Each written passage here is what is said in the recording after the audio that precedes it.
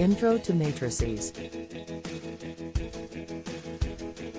A matrix is a rectangular array of numbers, symbols, or expressions arranged in rows and columns. It is commonly denoted by a capital letter, such as A, B, or C. For example, a 3x2 matrix A can be written as A equals A11 A12, A21 A22, A31 A32, where I represents the element in the ith row and jth column of the matrix. Matrices are used extensively in mathematics, physics, engineering, computer science, and many other fields to represent and manipulate data. They can be used to solve systems of linear equations, transform geometric objects, and perform operations such as addition, multiplication, and inversion. Matrix addition and subtraction are performed by adding or subtracting corresponding elements of two matrices. Matrix multiplication is defined as the dot product of the rows of the first matrix and the columns of the second matrix. The resulting matrix has dimensions that are the number of rows of the first matrix by the number of columns of the second matrix. Matrices can also be used to represent linear transformations of vectors. A transformation matrix is a matrix that, when multiplied by a vector, produces a new vector that represents the result of applying the transformation to the original vector. In summary, matrices are an essential tool for representing and manipulating data in various fields of study. In a matrix, each element is identified by its row and column position. The subscript notation I is used to refer to the element in the ith row and jth column of the matrix. For example, in the matrix A below, A equals 231, 104, 523. The element in the first row and second column, denoted as A12, is equal to 3. The element in the third row and first column, denoted as A31, is equal to 5. By using the subscript notation, we can easily refer to specific elements in a matrix and perform various operations on them. For example, if we wanted to add the second element in the first row of A to the third element in the second row of A, we could write A21 plus A32 equals 0 plus 2 equals 2.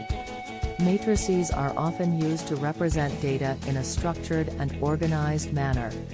The subscript notation allows us to access and manipulate specific elements of the matrix, which is useful in various applications such as linear algebra, statistics, and computer graphics. What level of math is this? Matrices are a fundamental concept in linear algebra, which is a branch of mathematics that deals with vector spaces and linear transformations. Linear algebra is typically taught in university-level mathematics courses, such as introductory or advanced linear algebra, as well as courses in engineering, physics, and computer science. However, matrices are also used in many other areas of mathematics and science, such as calculus, differential equations, and statistics, and are often introduced in high school or early university-level courses. The level of math required to understand and work with matrices depends on the specific application and context in which they are being used. Show me how they would intro this in high school.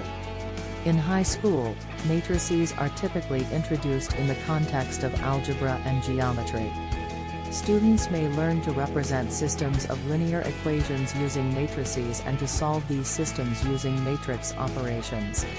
They may also learn to perform matrix operations such as addition, subtraction, and multiplication by scalar. Here's an example of how matrices might be introduced in a high school math course. Let's say we have the system of linear equations. 2x plus y equals 7x, 3 years equals -1.